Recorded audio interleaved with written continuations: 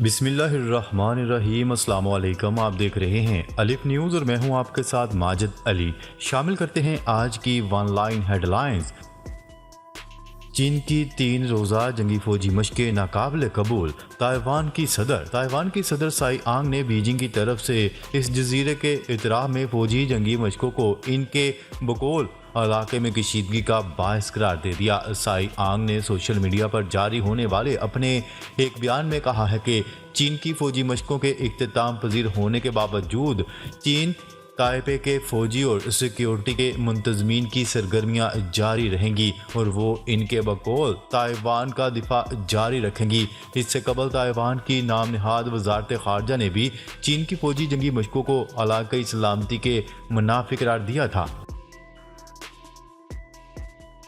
روس کا باخموت کے 75% حصوں پر قبضے کا دعویٰ۔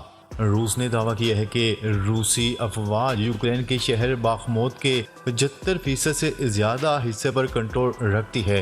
غیر ملکی خبرساز ادارے کی رپورٹ کے مطابق ماسکو میں تعینات علاقائی رہنما ڈینش نے کہا ہے کہ میں پورے یقین کے ساتھ کہہ سکتا ہوں کہ شہر کا 75% سے زیادہ حصہ ہماری اکائیوں کے کنٹرول میں ہے۔ باخموت میں 13 ماہ کی جنگ سب سے خون ریز جنگ رہی ہے، جس کا موازنہ پہلی جنگ عظیم سے کیا جاتا ہے کیونکہ دونوں طرف سے بڑے پیمانے پر جانی نقصان ہوا۔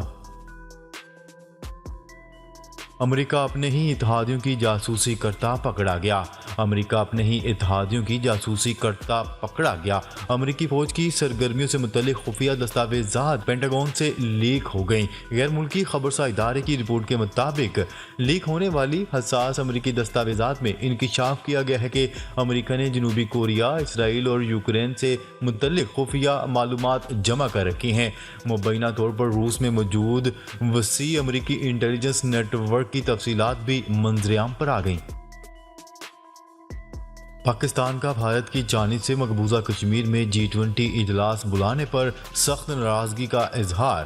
ترجمان دفتر خارجہ کی جانب سے جاری بیان میں کہا گیا ہے کہ بھارت کا غیر قانونی طور پر مقبوضہ کشمیر میں G20 اجلاس کرنے کا منصوبہ ہے اور بھارت نے 22 تا 24 مئی سیاحتی ورکنگ گروپ کا سری نگر میں اجلاس شیڈول کیا۔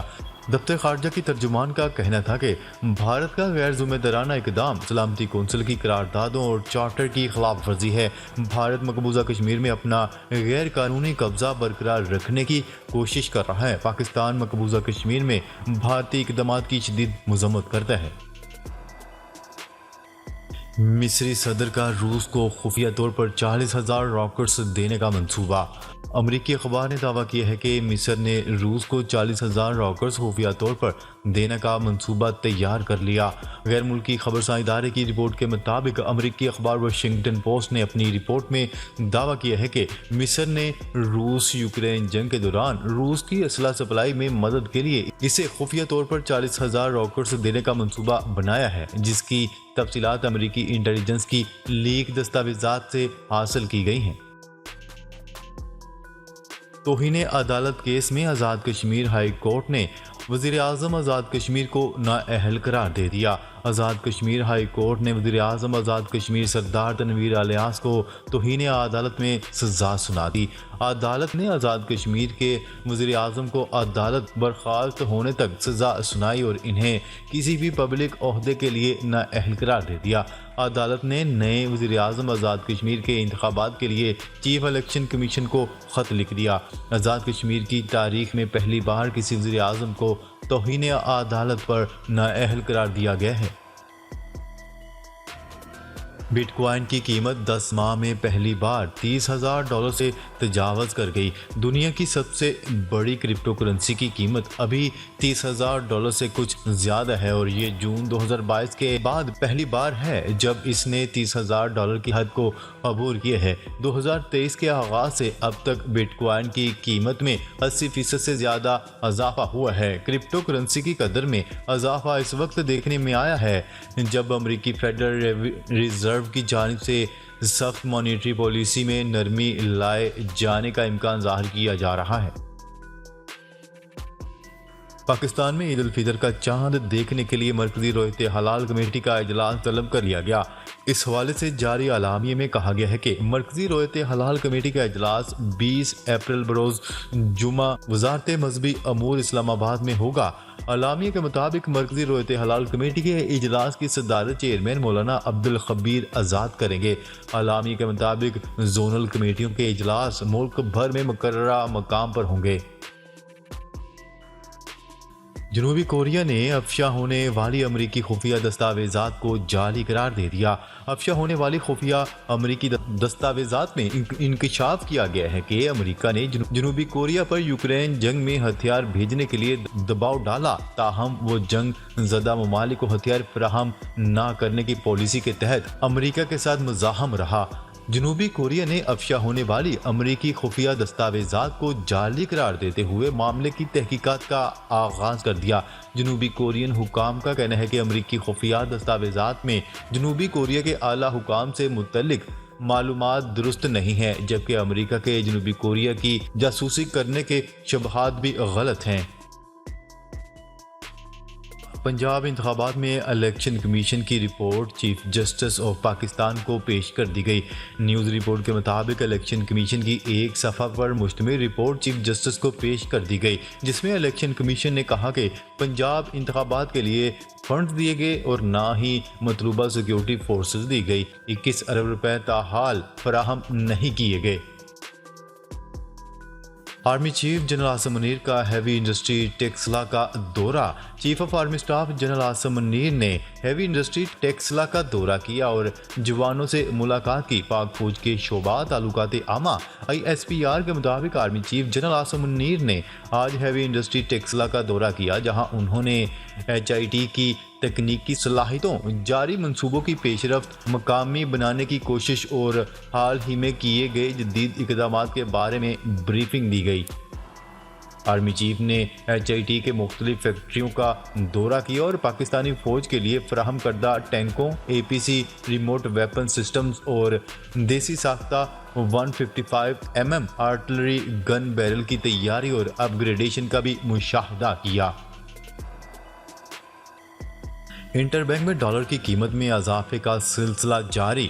پاکستان کی انٹر بینک مارکیٹ میں روپے کے مقابلے میں ڈالر کی قیمت میں اضافے کا سلسلہ جاری ہے۔ کاروباری ہفتے کے پہلے روز ڈالر کی قیمت میں 1 روپے 65 پیسے کا اضافہ ریکارڈ کیا گیا، جس کے بعد ڈالر 286 روپے 30 پیسے پر ٹریڈ کر رہا ہے۔ خیال ہے کہ گزشتہ کاروباری ہفتے کے اختتام پر انٹر بینک میں ڈالر کی قیمت 284 روپے 65 پیسے رہی تھی۔ لیون میسی نے رونالڈو سے ایک اور اعزاز چھین لیا۔ ارجنٹائن کے معروف فٹ بالر لیون میسی نے اپنے حریف پرتگال کے کرسٹیانو رونالڈو کو پیچھے چھوڑتے ہوئے ایک اور اعزاز اپنے نام کر لیا۔ میسی یورپین کلب فٹ بال کی تاریخ میں سب سے زیادہ گول کرنے والے کھلاڑی بن گئے۔ واضح ہے کہ میسی کے یورپین کلبز میں گولز کی تعداد 702 ہو گئی ہے، جبکہ رونالڈو نے یورپین کلب فٹ بال میں 701 گول کر رکھے ہیں۔ طالبان نے افغانستان میں فیملیز اور خواتین کے ریسٹورنٹس میں کھانا کھانے اور پارکس میں جانے پر پابندی عائد کر دی۔ بین الاقوامی خبرساں ادارے کی رپورٹ کے مطابق افغانستان کے صوبے ہرات میں افغانستان کی انتظامیہ کی طرف سے تصدیق کی گئی ہے کہ خواتین کو ریسٹورنٹس اور پارکس میں جانے سے روک دیا گیا ہے۔ طالبان انتظامیہ کے مطابق ہرات میں خواتین پر لگائی گئی پابندیاں علماء کی طرف سے شکایات کے باعث عائد کی گئی ہیں۔ علماء نے کہا کہ ریسٹورنٹس اور پارکس میں خواتین کی بے پردگی ہوتی ہے۔ چیئرمین تحریک انصاف عمران خان نے وزیر اعظم آزاد کشمیر تنویر الیاس کی نااہلی کے معاملے پر PTI آزاد کشمیر کی پارلیمانی پارٹی کا اجلاس طلب کر لیا۔ زمان پارک میں منعقدہ اجلاس میں آزاد کشمیر کی سیاسی صورتحال کا جائزہ لیا جائے گا، جبکہ نئے وزیر اعظم آزاد کشمیر کی نامزدگی کے لیے مختلف ناموں اور تنویر الیاس کی نااہلی سے متعلق قانونی معاملات پر مشاورت کی جائے گی۔ دوسری جانب تحریک انصاف کے رہنما فواد چودھری کا کہنا تھا کہ آزاد کشمیر کا وزیر اعظم ہو یا پاکستان کا، عدالتی فیصلوں کا احترام ضروری ہے۔ جاپانی کمپنی کی سستے روسی تیل کی آفر، اہم پیش رفت سامنے آ گئی۔ جاپانی کمپنی کی جانب سے پاکستان کو عالمی مارکیٹ سے 35% کم قیمت پر روسی پیٹرول اور نائجیریا سے LNG فروخت کرنے کی پیشکش پر حکومت پاکستان متحرک ہو گئی۔ نیوز رپورٹ کے مطابق وفاقی وزیر خزانہ اسحاق ڈار نے جاپانی کمپنی کی پیشکش کا نوٹس لے لیا۔ وزارت خارجہ اور وزارت خزانہ سے رپورٹ طلب کر لی گئی۔ وزیر خزانہ اسحاق ڈار نے بات چیت کرتے ہوئے کہا، اگر پیشکش قانون کے مطابق اور پاکستان کے مفاد میں ہوئی تو جلد مثبت جواب دیں گے۔ کراچی کی آبادی بڑھنے کی بجائے کم ہو گئی۔ پاکستان ادارہ شماریات کی جانب سے کی جانے والی مردم شماری کا عمل 90% مکمل ہونے کے بعد دستاویزات یہ ظاہر کر رہی ہیں کہ گزشتہ 6 برس کے مقابلے میں کراچی کی آبادی میں 15% کمی کا امکان ہے۔ Supreme court practice and procedure act supreme court اور اسلام آباد ہائی کورٹ میں challenge. Supreme court practice and procedure act 2023 کو سپریم کورٹ اور اسلام آباد ہائی کورٹ میں چیلنج کر دیا گیا۔ محمد شافی منیر ایڈووکیٹ نے سپریم کورٹ میں درخواست دائر کی اور وفاقی حکومت کو فریق بناتے ہوئے استدعا کی کہ ایکٹ کو غیر قانونی اور غیر آئینی قرار دیا جائے۔ دوسری جانب اسلام آباد ہائی کورٹ میں وکیل سعید آفتاب نے supreme court practice and procedure act 2023 کو چیلنج کرتے ہوئے استدعا کی کہ supreme court practice and procedure act کو کالا دم قرار دیا جائے۔ توشہ خانہ کیس الیکشن کمیشن کی جلد سماعت کی درخواست خارج۔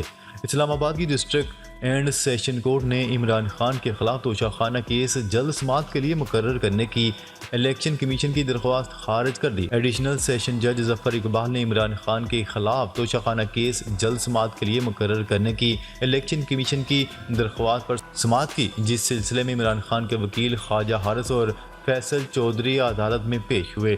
ناظرین، اب تک کے لیے اتنا ہی۔ مزید خبریں لے کر بہت جلد آپ کی خدمت میں حاضر ہوں گے۔ تب تک کے لیے اپنا خیال رکھیے گا۔ اللہ نگہبان۔